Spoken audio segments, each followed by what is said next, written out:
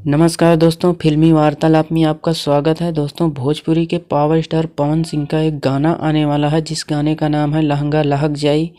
दोस्तों, ये गाना जब बहुत दिनों से सुर्खियों में बना हुआ है और पवन सिंह के चाहने वाले इस गाने के बेसब्री से इंतज़ार कर रहे हैं दोस्तों कि ये गाना कब रिलीज़ होगा।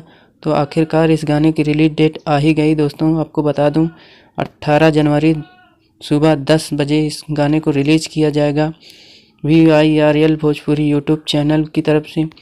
दोस्तों, इस गाने को लिखे हैं धीरज बबुआन और म्यूजिक है इसमें प्रियांशु सिंह का, और गाए हैं इसको भोजपुरी के पावर स्टार पवन सिंह और शिल्पी राज। दोस्तों, इस गाने में आपको नज़र आएंगे भोजपुरी के पावर स्टार पवन सिंह, सपना चौधरी। दोस्तों, ये गाना बहुत शानदार होने वाला है, बहुत महंगे बजट का है। दोस्तों, अगर ये वीडियो अच्छी लगी हो तो चैनल को ज़रूर सब्सक्राइब कर लेना, बेल आइकन का घंटी दबा देना, वीडियो को लाइक कर दें। जय हिंद, धन्यवाद।